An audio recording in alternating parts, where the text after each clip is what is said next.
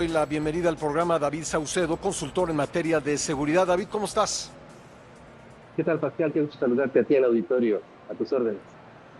Igualmente, bueno, dos temas, David, dos temas que me parecen relevantes y quisiéramos tratar contigo. Uno es la presentación de la iniciativa de ley contra la extorsión. ¿Qué tanto se va a poder avanzar en contra de este delito que, de acuerdo con las propias autoridades federales, ha aumentado en este sexenio? Y por otro lado, lo que está sucediendo en el contexto de la investigación en contra del contrabando de combustible y el impacto que está teniendo esto en la imagen de la Secretaría de Marina Armada de México. Si te parece, comenzamos con la ley de extorsión. Es una ley largamente esperada a raíz de varios casos muy mediáticos de reclutamiento forzado por parte de grupos del crimen organizado e incluso imágenes terroríficas. Tú recordarás un episodio muy dramático que circuló incluso en medios internacionales de integrantes del cártel Jalisco que secuestraron a jóvenes en la zona de Lagos de Moreno y de acuerdo con estas pruebas de sicariato que les imponen para ir seleccionando jóvenes por su temeridad y fuerza, les obligaron a asesinarse unos a otros. Incluso hay una imagen que quedó muy grabada en la memoria de muchas personas, la de un joven con un machete en mano decapitando a uno de sus compañeros. Los cárteles de la droga, lo que habían hecho en el pasado, era reclutar de manera voluntaria con base en esta base social de apoyo que llegan a construir mediante la entrega de apoyos como despensas, medicinas, electrodomésticos, incluso una especie de paz narca, combatiendo el propio crimen organizado a la delincuencia común. Pero debido a las guerras de cárteles y a la necesidad de los grupos criminales de reclutar más y más jóvenes, cada vez incurren de manera más frecuente a reclutamiento forzado, es decir, al secuestro de jóvenes entre 15 y 25 años para que se incorporen a la actividad delictiva, ya sea como sicarios, narcomenudistas o halcones.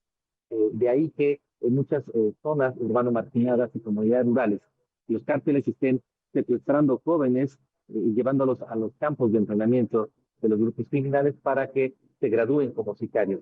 Esta es una iniciativa de ley muy necesaria que tendrá que acompañarse de otras medidas. Lo cierto es que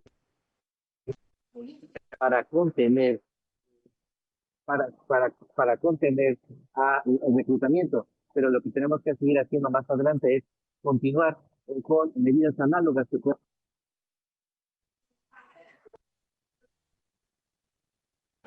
A ver, estamos teniendo algunos problemas en el enlace con David Saucedo.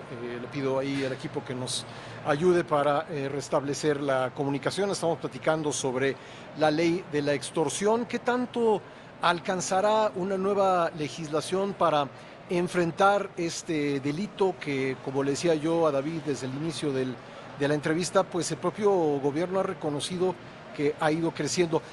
David, luego tendemos a pensar que los cambios legales solucionan todo. ¿Tú ves en la redacción de esta iniciativa cosas que puedan ayudar efectivamente a combatir la extorsión? el único factor de inhibición parcial sería en las penas, porque en efecto está ausente un presupuesto como tal, una estrategia de largo plazo que esté orientada a las regiones de reclutamiento. El gobierno federal tiene un mapeo de cuáles son los estados, municipios, regiones del país y cuáles son los grupos criminales que incurren de manera más frecuente al reclutamiento forzado. Sin embargo, esta ley es de aplicación general para todo el país, y por supuesto que no se va a aplicar a todos por igual, pero esperamos que haya acciones sociales, programas, medidas de compensación. En el fondo, muchos jóvenes que se incorporan a los grupos criminales, ya sea de manera voluntaria o de manera forzada, solo tenían tres opciones al momento de tratar de incorporarse al mercado laboral, en virtud de que el país no está produciendo las fuentes de empleo que se requieren para poder emplear a todos estos jóvenes. Muchos jóvenes en varias regiones solo tienen tres opciones: dedicarse al comercio informal, migrar a los Estados Unidos o incorporarse a los ejércitos del norte. Cuando además los salarios son competitivos de alto monto, pues muchos jóvenes en efecto ven la posibilidad de sumarse a los grupos criminales en virtud de que también muchos grupos criminales se suman a núcleos familiares completos. Y en ocasiones, cuando la necesidad de sicarios, narcomenudistas y halcones se vuelve necesaria para reclutar más para las guerras de cárteles, Normalmente los grupos criminales salen a las calles para secuestrar jóvenes darse el fenómeno de reclutamiento forzado.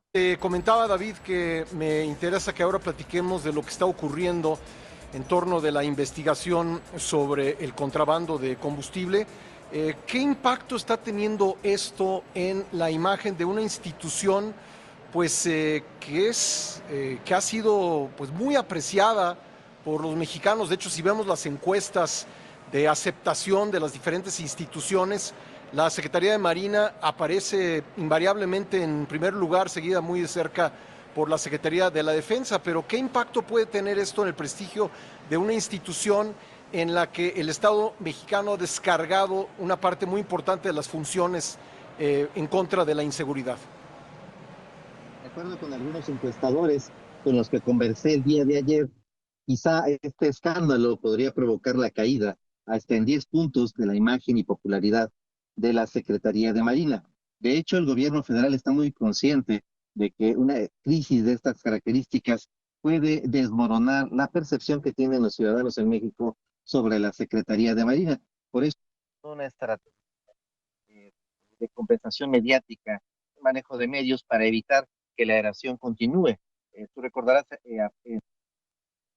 Omar García Harfuch y el fiscal Alejandro Hertz hicieron un esfuerzo encomiable para tratar de exonerar al exsecretario Rafael Ojeda de los vínculos con los colaboradores cercanos. Aparentemente estuvieron tratando y tenían negocios con grupos del crimen organizado. Sin embargo, la tesis de la manzana podrida, una tesis que está manejando el gobierno federal, realmente no parece tener sustento. No se trata de actos de corrupción que ocurrieran de manera aislada.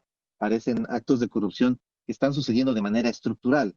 La investigación inició por una serie de pesquisas que realizaron los americanos tratando de detectar navíos con droga sudamericana que llegaban a puertos mexicanos y también de barcos que vienen del oriente con precursores del fentanilo, pero se toparon con el así llamado huachicol fiscal, un delito que fue tolerado por las autoridades durante muchos años, debido a que permitía compensar la escasez de combustible en algunas regiones del país, no generaba una alta violencia homicida y había muchas personas que se beneficiaban económicamente de este delito. Sin embargo, los norteamericanos presionaron al gobierno de Claudio Sheinbaum, concretamente Marco Rubio, en esta visita que hizo hace unos días a México, planteó el tema en la mesa y finalmente la presidenta accedió a girar órdenes de aprehensión en contra de integrantes de la élite de la Marina que estaban vinculados con este delito. Bueno, este es un problema aislado, digamos, es un problema que toca únicamente algunos elementos de la Secretaría de Marina, o es un problema estructural, David, desde tu punto de vista como especialista en materia de seguridad. ¿Cómo queda, por ejemplo, la confianza en la institución por parte, pues, de un socio importante del país que es Estados Unidos? ¿Cómo queda la confianza en la institución por parte de la otra institución de las Fuerzas Armadas, el Ejército Mexicano? Visité, visité el puerto de Manzanillo el año pasado y me quedó perfectamente claro que se trata de una corrupción estructural que lamentablemente la Marina, al ser responsable de Asipona, la institución dedicada al control del sistema aeroportuario nacional, es una corrupción que empezó a permear en los puertos de Manzanillo, de Lázaro Cárdenas, Puerto Vallarta, del otro lado en el Golfo, Coatzacoalcos, Altamira, Tampico.